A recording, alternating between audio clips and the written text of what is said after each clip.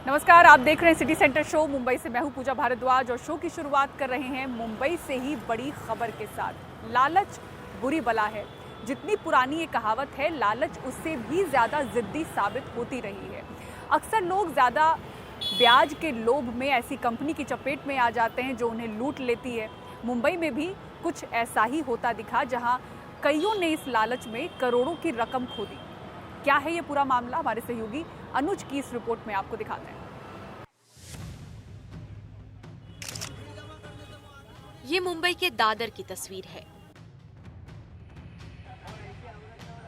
Torres jewellery दफ्तर के बाहर निवेशकों की बड़ी भीड़ जुटी, क्योंकि इन सभी ने भारी रिटर्न्स की उम्मीद में कुछ हजार से लेकर करोड़ों की रकम ज्वेलरी शॉप में निवेश की थी।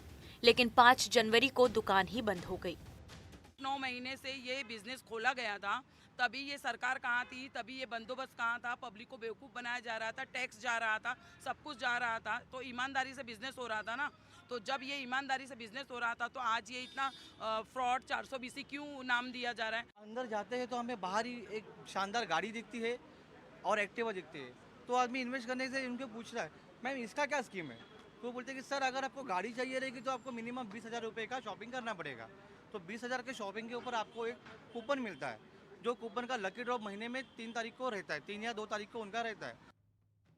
मुंबई पुलिस ने कथित निवेश धोखाधड़ी के आरोप में इस निजी कंपनी के 2 निदेशकों और 3 वरिष्ठ अधिकारियों के खिलाफ मामला दर्ज किया है।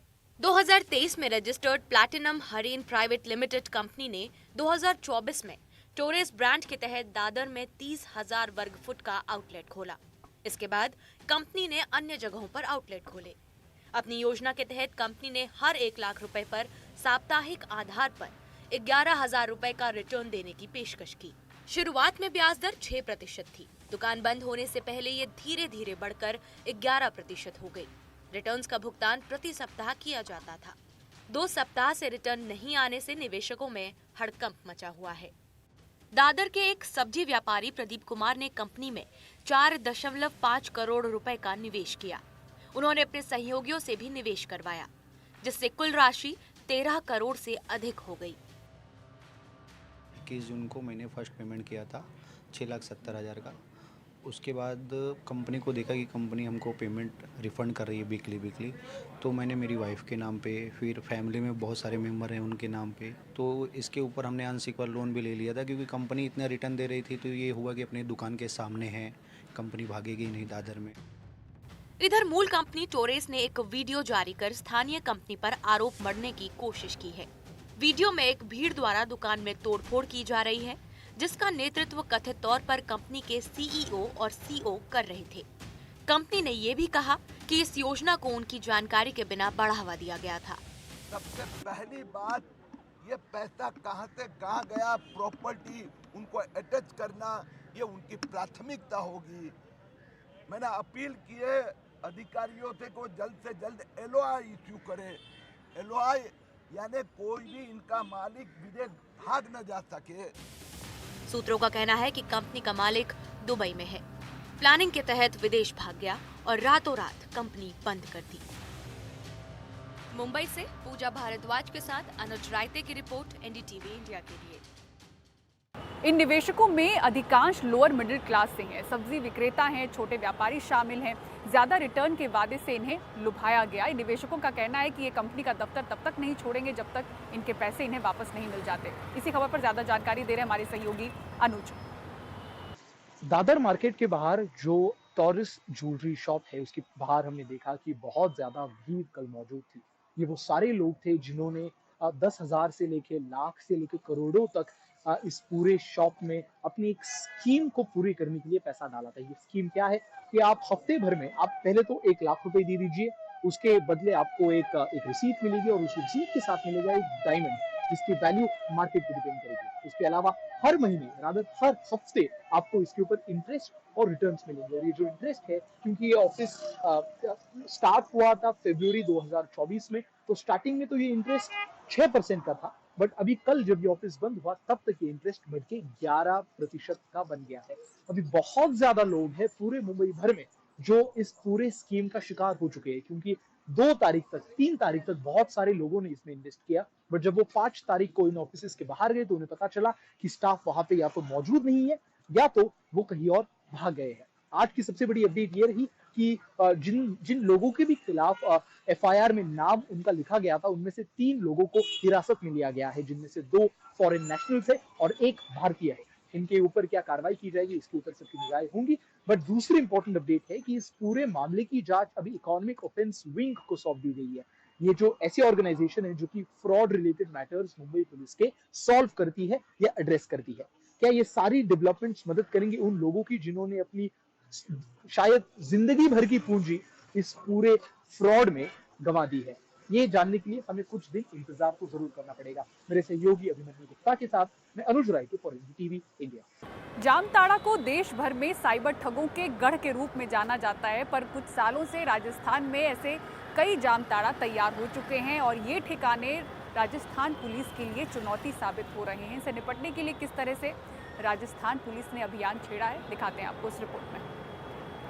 कभी देश में साइबर ठगों का सबसे बड़ा गढ़ जामताड़ा को माना जाता था, लेकिन अब राजस्थान में एक नहीं बल्कि कई जामताड़ा तैयार हो चुके हैं। ये साइबर ठगी के ऐसे गढ़ हैं जहां के साइबर अपराधी पिछले कुछ सालों में राजस्थान में बैठकर देश दुनिया के लोगों को अरबों रुपए का चूना लगा चुके हैं। पूरे पैन राजस्थान में छोटे छोटे हब्स बनते जा रहे हैं।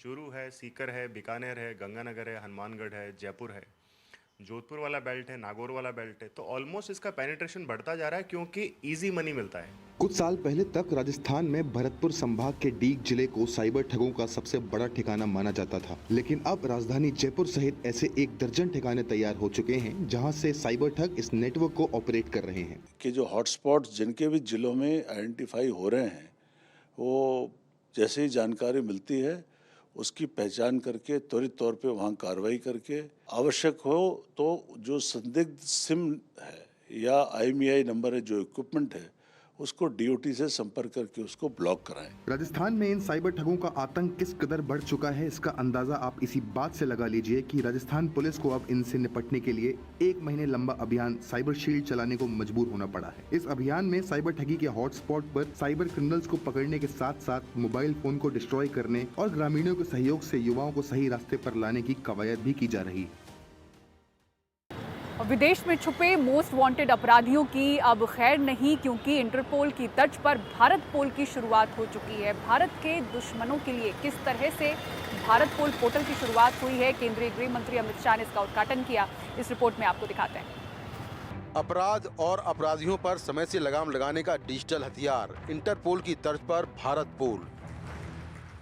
ये नया पोर्टल केंद्रीय गृह मंत्री अमित शाह ने दिल्ली के मंडपम में CBI के एक कार्यक्रम में लॉन्च किया।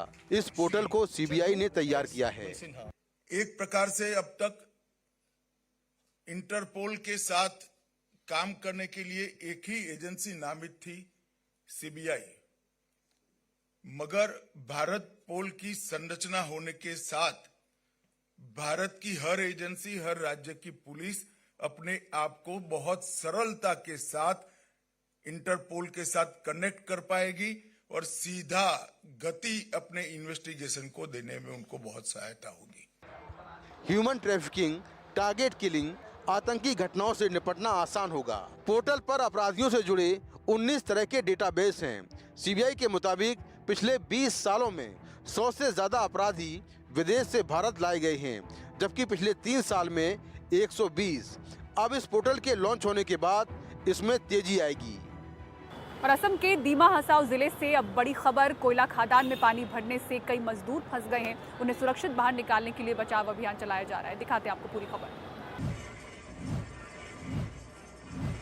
मेघालय के जयंतिया पहाड़ी इलाके से लगे असम के सुदूर क्षेत्र उमरागसो में बहुत बड़े पैमाने पर बचाव और तलाशी अभियान जारी है। सोमवार सुबह यहाँ करीब 300 फुट गहरी एक खान में पानी निकल पड़ा।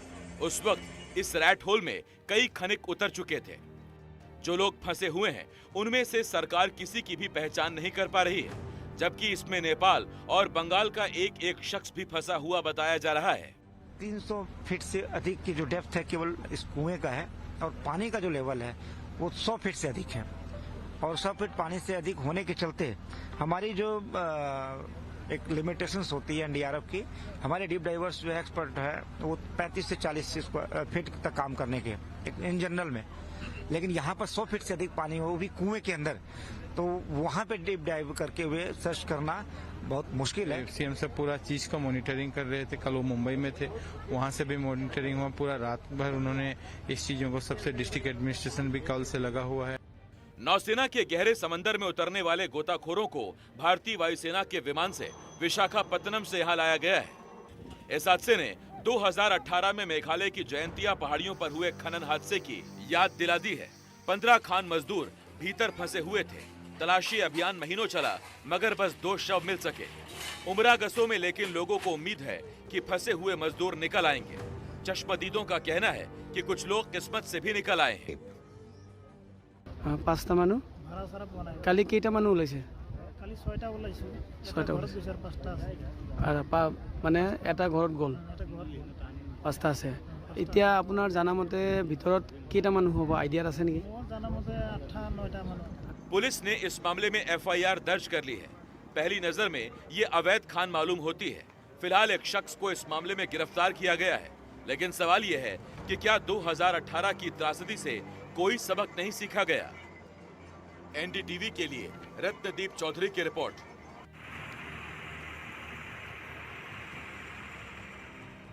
बस्तर के माओवाद प्रभावित क्षेत्र में अपनी बेबाक रिपोर्टिंग के लिए मशहूर पत्रकार मुकेश चंद्राकर की हत्या के बाद देश भर के पत्रकार गुस्से और सदमे में हैं।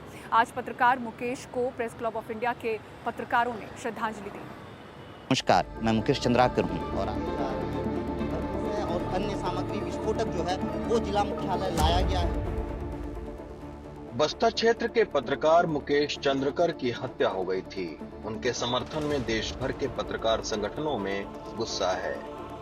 मंगलवार को प्रेस क्लब ऑफ इंडिया में मुकेश चंद्रकर को श्रद्धांजलि देने के लिए सैकड़ों पत्रकार इकट्ठा हुए।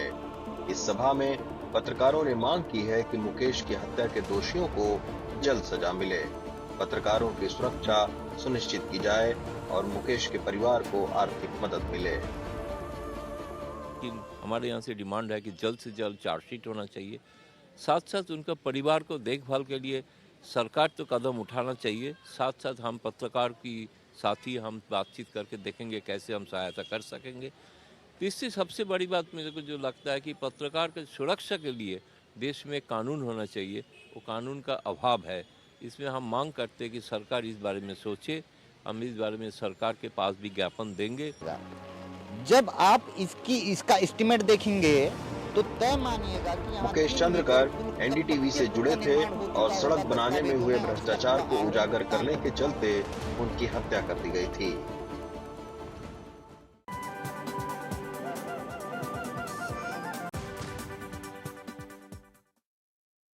हाल ही में लॉरेंस बिश्नोई की हिट लिस्ट सामने आई है, जिसमें बॉलीवुड सुपरस्टार सलमान खान का भी नाम शामिल दिखा और इसके बाद से सलमान खान की सिक्योरिटी काफ़ी बढ़ा दी गई है। उनके चारों ओर हाई टेक सिक्योरिटी सिस्टम है। दिखाते हैं आपको पारस दामा की रिपोर्ट।